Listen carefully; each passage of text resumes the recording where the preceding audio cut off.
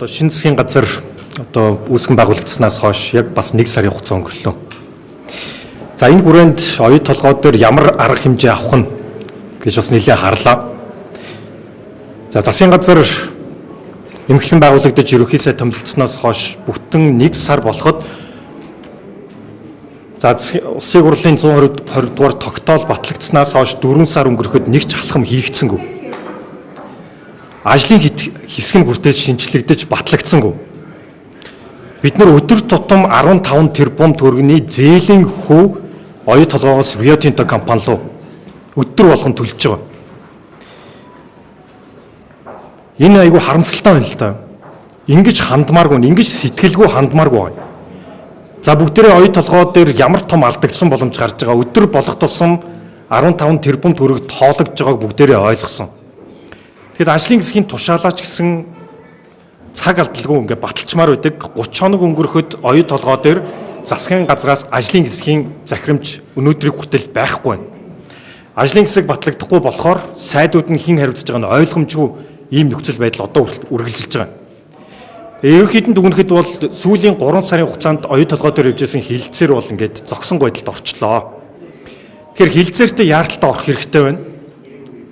120 дугаар тогтоол амлах ёстой. Энэ бол өөрөө хууль. За оюутлогын сонсгол болсноос хойш энэ 4 сарын хугацаанд зээлийн хүүд 1.8 их найт төгрөгийн зээлийн хүү өнөдөр төлөгдөхөөр тооцоо гарсан байна. Өдөр бүр 15 гэхээр 4 сар чинь 120 хоног байхгүй. Тэгэхээр 15 тэрбумыг 120 хоногоор үржүүлэхээр 1.8 их найт төгрөг шүү.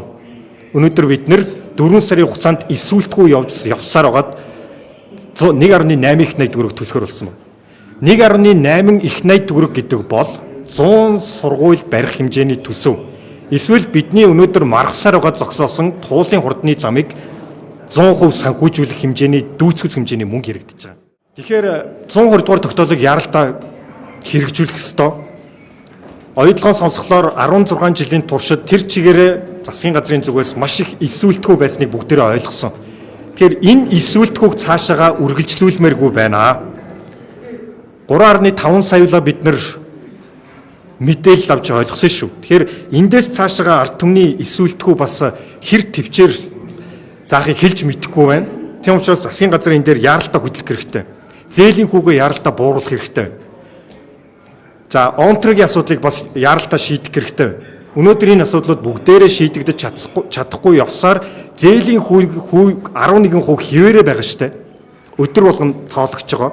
Хүүгийн хүү давхар тоологж байгаа. 53% өгөөж баталгаажуулмаар байна. Өнөөдөр оюутлогын компани 2025 онд 5.2 тэрбум долларын орлоготой ажилласан байна. Түүхэн хэмжээний орлого. Орлогын хэмжээ Монгол банкар дамжина гэж бид нэр 100% Монгол банкар дамжина гэж 120 дугаар тогтоол дээр тусгасан. Өнөөдөр энэ хэрэгжихгүй бас явсаар байна. Тэгэхээр энэ дээр Монгол банк бас ямар арга хэмжээ авч байгаа вэ? Ажлаа хийж байгаа юу? За бид нар юу ойлгосон бэ гэхээр 10 жилийн турш Монгол улсад ганцхан оюут толгой компани техник эдийн засгийн үндслээ батлуулахгүй явсаар өдийг хүрсэн байна. Энэ өөрөө хууль зөрчиж байгаа хэрэг шүү дээ. Тэгэхээр энэ техник эдийн засгийн үндслийг дамжин сайд батлуулсан уу? Энэ дээр ажлын хэсэг гарч ажиллаж байгаа юу? Оюут толгой дээрх нөөцөө бид нар одоо хүртэл баталгаажуулж авч чадаагүй л явж байгаа. Энэ бол уул уурхаан сайдын, за аж үйлдвэр соёлын сайдын бүрэн эрхэд байгаа асуудал. Тэгэхээр дамжин сайд энэ ажлаа яаралтай хийх хэрэгтэй. Цаг хугацаа ордог ажил шүү дээ. Хилэлцээр хэр явахаас үл хамаарч тэр техник эдийн засгийн үндэслэл нөөцөө баталгаажуулах хэрэгтэй. Энэ ажлаа дамжин сайд яагаад хийхгүй байгаа юм бэ? Ажлын хэсэг гарсан уу? Энд чинь 1-2 жил шаарддаг шүү дээ. Техник эдийн засгийн үндэслэлээ баталгаажуулахгүйгээр яаж бид нэр 53% өгөөжөө баталгаажуулах гэж байгаа? Энэ асуултын тэмдэг хിവэрэ байна. Тэгэхээр ажлаа яаралтай хийх хэрэгтэй. Тайлангаа тавих хэрэгтэй. Энэ дээр маш том ард түмний хүлээлт байгаа шүү. За яг дөнгөж энэ 7 хоног бас оюут толгой компаниас одоо томилогдоод удаагүй байгаа те. Томилогдоод 2 сар болж байгаа. Одоо анхны Монгол захирал одоо гэгддэг мөнхсөх захирал тайлангаа тавилаа. За энэхүү тайлангаар 2026 оны эхний улирлын байдлаар оюут толгой компани за 2.5 тэрбум долларын орлоготой ажилласан байна. Эхний улирлаар те. Эхний 4 сарын байдлаар. Энэ бол төлөвлөгөөнөөсөө 2 дахин давсан өндөр орлоготой ажиллажээ. За 2026 оны эцэс гэхэд оюу толгой компани 2.6 тэрбум долларын эерэг мөнгө урсгалтай гарч байна. 2.6 тэрбум доллар гэдэг бол 9 их найт төгрөгийн одоо ногдол ашиг болгож тарах боломжтой хэмжээний ийм эерэг мөнгө урсгалтай гарч байгаа. Зардлаа хасаад цаана үлдчихэж байгаа эерэг мөнгө урсгал 9 их найт төгрөг байх нэ. Эндээс харамсалтай нь Монгол улс нэг ч төгрөгийн ногдол ашиг авч чадахгүй. Энэ бүх мөнгө буцаад зээл болон зээлийн хүүгийн хүүд иргэн төлөгдөнө. Нөгөө баяр цогтын алдарт эрсдэлгүй тэ одоо Монгол улсад ашигтай гэсэн энэ одоо ловрын гэрээнээс болж өнөөдөр Монгол улс оюу толгой ийм өндөр хэмжээний орлого ашигтай ажиллаж байгч нэг ч төгрөг ногдол ашиг болгож авч чадахгүй харамсалтай. Гэтэл мөнгө сүг захирал хандаж хэлмээр байна. Дөнгөж шинэхэн томилогдоод 2 сар ажил дээр байгаа анхны Монгол хүн гэж их сошиалор явуулсан те. Анхны Монгол захирал маань өөрийнхөө ажлыг онцсан гэж дүгнсэн байна. За энэ миний үг биш шүү. Энэ нэг хэвлэлээр хин нэгний хэлсэн үг биш. Энэ мөнгө сүг захирлын өөртөө дүгнэлт тавьсан үг. Ерөнхийдөө онцсан гэж дүгнсэн байна.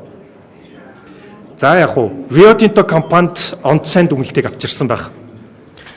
Гэхдээ энэ ловрын гэрээгээр өнөөдөр бид нар юу ч хүртэж чадахгүй байгаа бухимдалтайгаа Монголын ард түмэнд хандаж онцсан дүгнэлт гэж яг юу гэлээд байгаа.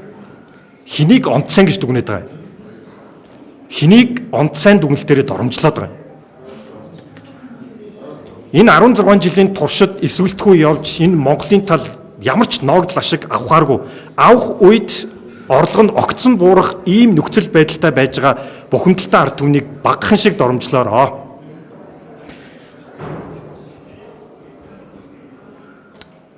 За оюутлогоо за компани ямар ч хэлсэн тайлангаа за ингээд миний гарт бай те. Эхний улирлын тайлангаа нэг 9 хуудас текстээр 2 хуудас хүснэгцтэй гаргажээ. За үүнээс хойш түүнээс цааш оюу толгой үндсэн хуулиараа бол ард түмний өмч. За ард түмнийг төлөөлсөн парламентэд тайлангаа тавьж явах ёстой.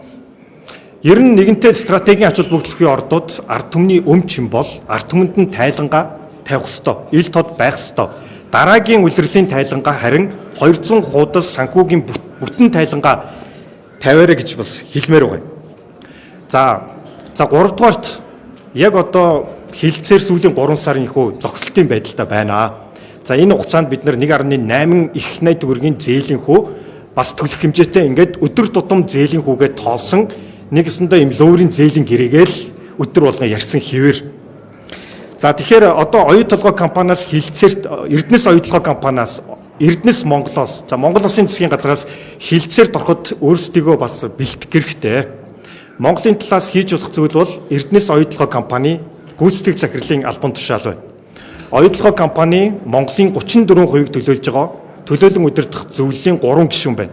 За энэ 4 албан тушаал дээр одоо шинэ засгийн газар хин нэгний шахааны анкетээр биш. Хин нэгнийг зүгээр нэг ажил олгох гэж улс төрийн оноо авах гэж биш. Харин мэрэгжлийн ур чадвартай Rio Tinto компанитай хилцээрийн ширээн дээр хангалттай суугаад тэднээс дутхааргүй хилцээрд орох чадвартай мэрэгжлийн өндөр ур чадвартай хангалттай англи хэлтэй боловсролтой туршлагатай энэ залуусаас тавьмаар байна. Энэ дээр хин нэгэн улс төрч бас шахаа явуулмааргүй. За бусад компаниуд дээр шахаагаа явуулна үз. Харин оюу толгоон ийм өндөр ач холбогдолтой хідэн их найт төгрөгийн үр дагавартай энэ том хилцээр дээр Монголын сор болсон залуучуудаа тавиач гэж хүсэлтийг тавьмаар байна. Яг гэх юм бол буцаад энэний үр дагавар 3.5 сая иргэд харж байгаа штэ. Оюу толгой дээр одоо улс төрчмөрг байна. Гэхдээ хэрвээ энэ хилцээр амжилттай явахгүй бол энэ хилцээр урагшлахгүй бол парламентын зүгээс бас дугарсаар байх болно. Авч болох арга хэмжээгээ шаардлагатай бүх арга хэмжээг цаашдаа авч явах болно. Одоо энэ хүү 4 сарын хугацаанд 1.8 их найт төгрөгийн зээлийн хүү төлөөд ингээд явж байгаа нь бол үнэхээр харамсалтай. Өнөөдөр дэлхийн зах зээл дээр зэсийн үн 13 мянган доллар байна. 1 тонн. Энэ бол 1 жилийн дотор 40% өссөн рекорд дэвтсэн үн байгаа. Энэ үнээс өнөөдөр ганцхан Rio Tinto компани зээлийн хүүгээр дамжуулж өгөөж авч байна. Монголын талд энэ дээр нэг ч төгрөгийн ногдлох шиг байхгүй шүү. 2039 онд хүртэл ногдлох шиг байхгүй. 2039 онд дэлхийн томоохон банкны оюу толгой төр хийсэн мэрэгжлийн судалгаагаар бол 2039 онд гэхэд Монгол ногдлох шиг авах үеэр орлого нь огцон буурах ийм л хандлагатай байгаа. Тэгэхээр энийг заавал өөрчлөх ёстой. Энэ дээр 3.5 сая иргэний маш том хүлээлт байгаа гэдгийг бас хэлмээр байна. Сүүлийн үед бид нэр энэ хэдэн мега төслөө бүгднийг улс төржүүлээд ингээд гацаанд оруулаад дуусгачих шиг байна л да. Тэгэхээр засгийн газар ганц үлдсэн том мега төсөл бол оюу толгойн хилцээр. Тийм учраас энэ оюу толгойн хилцээрийг амжилттай заавал явуулж үр дүнг нь ард түмэндээ заавал тайлагнах ёстой гэдгийг бас дахин хэлмээр байна.